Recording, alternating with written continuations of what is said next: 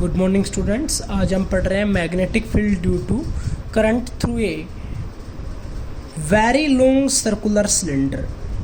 अगर आपके पास circular cylinder के अंदर से करंट पास करता है तो उसके अंदर मैग्नेटिक फील्ड लाइंस कितनी होती है वो हम फाइंड आउट कर रहे हैं। हमने एक इनफाइनाइट लॉन्ग सिलेंडर लिया है और उसकी रेडियस कैपिटल आर के बराबर ली है और उसकी एक्सिस एक्स वाई ली है। एक्सिस क्या ली है? X Y. और इस सर्कुलर सिलेंडर के अंदर से आई करंट पास होता है, ये हमने मानना है। तो सबसे पहले हम इस पी पॉइंट के ऊपर मैग्नेटिक फील्ड स्ट्रेंथ निकालना चाहते हैं। तो क्या करना पड़ेगा, यहाँ पर आपको एक ये वाली इस एक्सिस से जो सेपरेशन है वो दूरी पता होनी चाहिए, डिस्टेंस पता होनी चाहिए, वो हमने माननी है आर के बराबर है। तो एम्पेयर सर्कुलर लॉ के अकॉर्डिंग हमने क्या किया, यहाँ पर एक छोटा सा पार्ट लिया जिसकी लेंथ क्या हो गई dl। तो dl वेक्टर किधर हो जाएगा, इस डायरेक्शन के अंदर। और मैग्नेटिक फील्ड भी हमने इस पी पॉइंट के ऊपर इसी डायरेक्शन के अंदर माननी है। तो दोनों के बीच में कितने डिग्री का एंगल बन गया, 0 डिग्री का एंगल बना। तो according to Ampere circular law आप क्या लिख सकते हैं, closed integral of b dot dl that is equals to mu not into I. दोनों के बीच में एंगल 0 डिग्री का था, इसलिए हम closed integral of b dot b dl cos 0 that is equals to mu not I लिख सकते हैं। cos 0 that is equals to 1 होता है, इसलिए b in closed integral of dl that is equals to mu not into आई।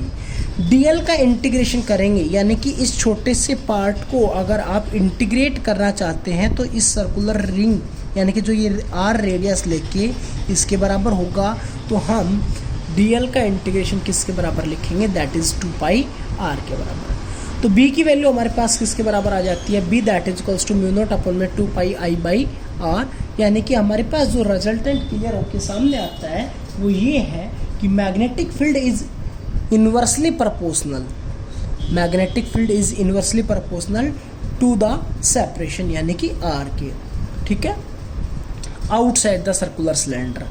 दूसरा कहता है when point P lying inside the cylinder. अगर ये वाला पॉइंट P इस सिलेंडर के अंदर होता, मान लीजिए यहाँ पर होता, तो उस टाइम के ऊपर मैग्नेटिक फील्ड स्ट्रेंथ क्या होती। तो सबसे पहले तो हमारे पास हमें ये पता है कि अब वो सर्कुलर सिलेंडर के अंदर है और सर्कुलर सिलेंडर किसी एक मटेरियल का बना हुआ है। तो यहाँ पर जो हम म्यू नोट लेकर चल रहे थे, तो अब वहाँ पर म्यू नोट नहीं लेंगे, हम क्या लेंगे, म्यू लेंगे। अब इस टोटल वॉल्यूम के अंदर से आई करंट पास हो रहा था, तो क्या इस वाले पार्ट के अंदर से भी आई करंट पास होगा।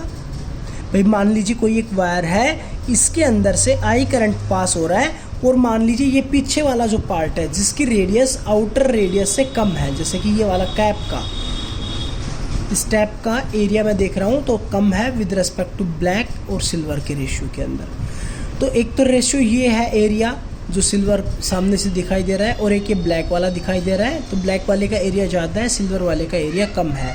तो इस टोटल के अंदर से अगर आई करंट पास हो रहा था तो इस जो सिल्वर कलर का आपको दिखाई दे रहा है, तो इसके अंदर से आपके पास कुछ कम करंट पास होगा, वो हमने मानना है कि आई डैश करंट पास होगा।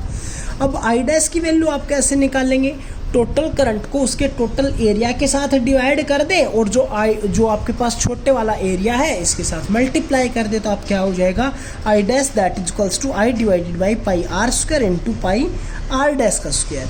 अब छोटे वाला जो पार्ट है इसकी रेडियस हमने आर डैश माननी है और इस पॉइंट को पी डैश मानना है, ठीक है।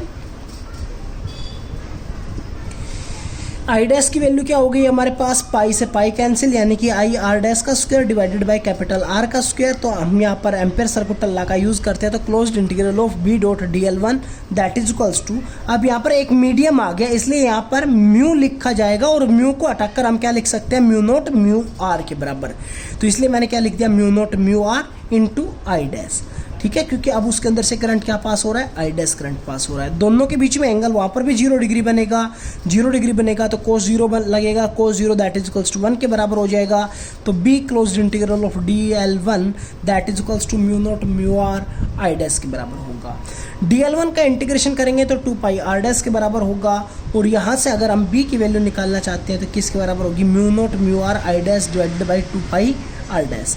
आई डैश की वैल्यू पुट करते हैं तो आई डैश किसके बराबर है, आई आर डैश का square divided by capital R का स्क्वायर। एक आर डैश से एक आर डैश कैंसिल, तो क्या बन गया mu naught mu R I R dash divided by 2 pi R का स्क्वायर। यहाँ से हमारे पास जो रिजल्टेंट निकल के सामने आया, B is directly proportional to R dash.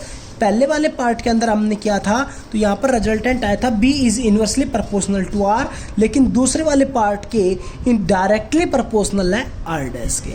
तो एक चीज़ निकल कर सामने आई कि बी और आर का अगर हम ग्राफिकल रिप्रेजेंटेशन देखें तो जहाँ तक उसकी रेडियस होगी सिलेंड्रिकल पार्ट की, जो कि हमने कैपिटल आर ली थी, वहाँ तक magnetic field is directly proportional to R, और आउटसाइड चलेंगे तो magnetic field is inversely proportional to R होगी।